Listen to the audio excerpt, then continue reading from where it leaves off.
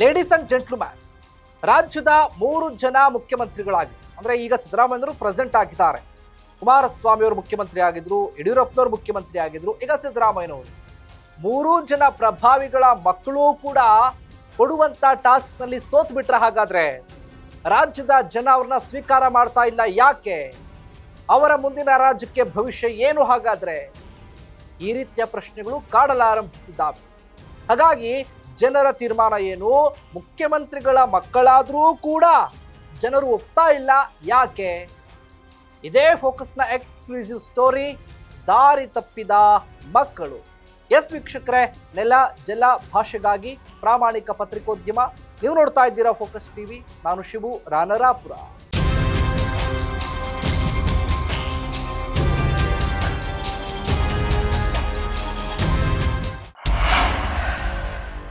ರಾಜ್ಯದ ಪ್ರಭಾವಿ ಮುಖಂಡರು, ಪ್ರಭಾವಿ ರಾಜಕಾರಣಿ, ಪ್ರಭಾವಿಯಲ್ಲೇ ಪ್ರಭಾವಿ, 3 ಪಕ್ಷದ 3 ನಾಯಕರು ಕೂಡ ಒಂದು ರೀತಿಯಲ್ಲಿ ಹೆಂಗೆ ಅಂತ ಅಂದ್ರೆ ಆ ಪಕ್ಷಕ್ಕೆ ಕಳಶ ಇದ್ದ ಹಾಗೆ. ಆ ಕಳಶ ಇವತ್ತು ಆ ಮಕ್ಕಳನ್ನ ಜನ ಒಪ್ಕೊಳ್ತಾ ಇಲ್ವಲ್ಲ ಯಾಕೆ? ಏನಾಯ್ತು ಹಾಗಾದ್ರೆ? ಉದಾಹರಣೆಗೆ ಹೇಳ್ಬಹುದು, ಗಮನಿಸಬಹುದು. ಈಗ ಡಾಕ್ಟರ್ ಮಕ್ಕಳು ಡಾಕ್ಟರ್ ಆಗ್ಬೇಕು, ಇಂಜಿನಿಯರ್ ಮಕ್ಕಳು ಇಂಜಿನಿಯರ್ ಆಗ್ಬೇಕು, ಪೊಲೀಸ್ ಮಕ್ಕಳು ಪೊಲೀಸೇ ಆಗ್ಬೇಕು, ರೈತನ ಮಕ್ಕಳು ರೈತರೇ ಆಗ್ಬೇಕು ಅನ್ನೋದಿದೆಯಾ?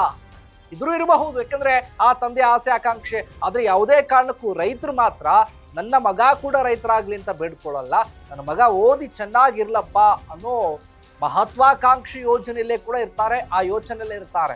ಆದ್ರೆ ರಾಜಕಾರಣಿಗಳ ಮಕ್ಕಳು ಹಾಗಲ್ಲ. ರಾಜಕಾರಣಿಗಳ ಮಕ್ಕಳು ರಾಜಕಾರಣಿಗಳೇ ಆಗ್ತಾರೆ. ಎಲ್ಲೋ ಕೆಲವೊಬ್ರು ಮಾತ್ರ ಆ ರಾಜಕಾರಣವನ್ನ ಬಿಟ್ಟು ಸಿನಿಮಾ ಮತ್ತೊಂದು ಬೇರೆ ಅನ್ನುವಂತ ಅವರ ಜಾನರ್ ಆಯ್ಕೆನ ಮಾಡ್ಕೊಂಡಿರ್ತಾರೆ. ಸಿನಿಮಾದಲ್ಲಿ ಒಬ್ಬ ಆಗಿ ಆಗ್ಬೇಕು, ನಾನು ಹೀರೋ ಆಗ್ಬೇಕು, ಅಥವಾ ನಾನು ಬಿಸ್ನೆಸ್ ಮ್ಯಾನ್ ಆಗ್ಬೇಕು, ಅಥವಾ ಬೇರೆ ಬೇರೆ. ಆದ್ರೆ ಅತಿ ಹೆಚ್ಚಾಗಿ ರಾಜಕಾರಣಿಗಳ ಮಕ್ಕಳು ರಾಜಕಾರಣಿಗಳೇ ಆಗೋದು. ಇದ ಉದಾಹರಣೆಗೆ ಕುಮಾರಸ್ವಾಮಿ ಮಗ ಆಗಿರ್ಬೋದು, ಯಡಿಯೂರಪ್ಪನವ್ರ ಮಗ ಆಗಿರ್ಬೋದು, ಯತೀಂದ್ರ ಸಿದ್ದರಾಮಯ್ಯ ಅವರ ಪುತ್ರ. ಈ 3 ಜನ ಮಕ್ಕಳು ಕೂಡ ರಾಜ್ಯದಲ್ಲಿ ಎಲ್ಲಾ ರೀತಿಯ ಹೋರಾಟ ಮಾಡಿದ್ರು, ಭಾಗ್ಯ ಆದ್ರು, ಏನೇನೋ ಅವಕಾಶ ಕೊಟ್ಟರು, ಸ್ಥಾನಮಾನ ಸಿಕ್ಕಿದ್ರು ಕೂಡ ಜನ ಒಪ್ಕೊಳ್ತಾ ಇಲ್ಲ ಯಾಕೆ ಅನ್ನುವಂತ ಪ್ರಶ್ನೆ ಈಗ ಮುನ್ನೆಲೆ ಬರ್ತಾ ಇರುವಂತದ್ದು. ನಾ ಹಿಂದೆ ಕೂಡ ಮೊನ್ನೆ ಇದೇ ಫೋಕಸ್ ಟಿವಿಯಲ್ಲಿ ಎಕ್ಸ್ಕ್ಲೂಸಿವ್ ಸ್ಟೋರಿಯನ್ನ ಮಾಡಿದ್ವಿ. 3 ಜನ ಮಕ್ಕಳಿಂದ ಆ ಪ್ರಭಾವಿಗಳು ಕುಮಾರಸ್ವಾಮಿ, ಸಿದ್ದರಾಮಯ್ಯನವರು, ಯಡಿಯೂರಪ್ಪನವ್ರಿಗೆ ಎಲ್ಲೋ ಒಂದು ಕಡೆ ಆ ರಾಜಕಾರಣದಲ್ಲಿ ಹಿನ್ನಡೆ ಉಂಟಾಗೋದಕ್ಕೆ ಇದು ಒಂದು ಕಾರಣ ಆಗಿದ್ರು ಆಗಬಹುದು ಅಂತ. ಯಾಕಂದ್ರೆ ಸನ್ ಸ್ಟ್ರೋಕ್ ಅನ್ನುವಂಥ ಸ್ಟೋರಿನ ಮಾಡಿದ್ದೆ. ನೀವೇನಾದ್ರೂ ಆ ಸ್ಟೋರಿ ನೋಡಿಲ್ಲ ಅಂತಂದ್ರೆ ಆ ಸ್ಟೋರಿನೊಮ್ಮೆ ನೋಡ್ಕೊಂಡು ಬಂದ್ಬಿಡಿ. ಇದರ ಜೊತೆಗೆ ಈಗ ಅದೇ ಮುಂದುವರೆದ ಭಾಗವಾಗಿ ಮಾಡ್ತಾ ಇರೋದು 3 ಜನ ಮಕ್ಕಳಿದಾರಲ್ಲ, ಈ ದಾರಿ ತಪ್ಪಿದ ಮಕ್ಕಳು ಅನ್ನುವಂಥ ಪ್ರಶ್ನೆ ಈಗ. ಯಾಕಪ್ಪ ಅಂತಂದ್ರೆ ಎಲ್ಲಾ ರೀತಿಯಲ್ಲೂ ವಿಜೇಂದ್ರ ಅವರು ಈಗ ಬಿಜೆಪಿ ರಾಜ್ಯಾಧ್ಯಕ್ಷರಾಗಿದ್ದಾರೆ, 2 ವರ್ಷಗಳನ್ನ ಪೂರೈಸಿದ್ದಾರೆ. ಆದ್ರೆ ಜನ ಕೂಡ ಈಗಲೂ ಸ್ವೀಕಾರ ಮಾಡ್ತಾ ಇಲ್ಲ. ಅವರಲ್ಲಿ ಒಬ್ಬ ನಾಯಕತ್ವ ಇಲ್ಲ, ಅವ್ರನ್ನೆಲ್ಲ ಒಗ್ಗೂಡಿಸುವಂತ ಪ್ರಭಾವಿ ಒಂದು ಮುಖದ ತೇಜಸ್ಸಿಲ್ಲ. ಇಲ್ಲ ಒಂದ್ ಕಡೆ ಯಡಿಯೂರಪ್ಪನವ್ರ ವರ್ಚಸ್ಸಿಲ್ಲ. ಯಡಿಯೂರಪ್ಪನವ್ರು ಹೇಗೆಲ್ಲ ಅವರು ರಾಜಕೀಯ ಮಾಡಿದ್ರು, ಪಕ್ಷ ಕಟ್ಟಿದ್ರು, ಆದ್ರೆ ಎಲ್ಲೋ ಒಂದ್ ಕಡೆ ವಿಜೇಂದ್ರ ಅವ್ರನ್ನ ಅದು ಸಾಧ್ಯ ಆಗ್ತಾ ಇಲ್ಲ ಅನ್ನುವಂಥದ್ದು.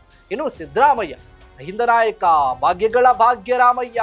ಇದರ ಜೊತೆಗೆ ಯೋಜನೆಗಳು, ಕೊಟ್ಟಂತ ಕೊಡುಗೆಗಳು, ಕೊಟ್ಟಂತ ಭಾಗ್ಯಗಳು, ಅವರ ರಾಜಕೀಯ, ಅವರ ಆಲೋಚನೆ, ವಿವೇಚನೆ, ಬಜೆಟ್ಟು, ಇದರ ಜೊತೆಗೆ ಎಲ್ಲವೂ ಕೂಡ ಲೆಕ್ಕ ಆಗುತ್ತಲ್ವಾ.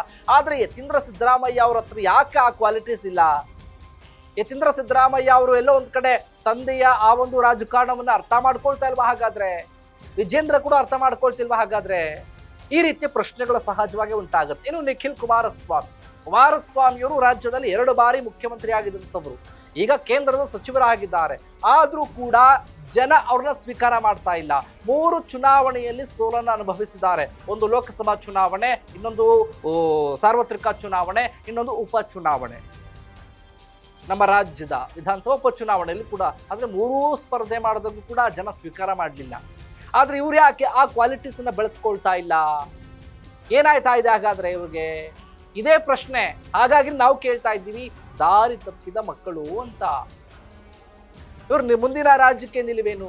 ಮುಂದಿನ ರಾಜ್ಯಕ್ಕೆ ಭವಿಷ್ಯ ಏನಾಗಾದ್ರೆ? ಏನ್ ತೀರ್ಮಾನ ತೆಗೆದುಕೊಳ್ತಾರೆ? ಜನ ಯಾಕೆ ಒಪ್ಕೊಳ್ತಾ ಇಲ್ಲ ಅನ್ನೋದಕ್ಕೆ ಈ ಕಾರಣಗಳು ಕೂಡ ಇದಾವೆ. ಇದೇ ಫೋಕಸ್ನ ಎಕ್ಸ್ಕ್ಲೂಸಿವ್ ಸ್ಟೋರಿ, ದಾರಿ ತಪ್ಪಿದ ಮಕ್ಕಳು.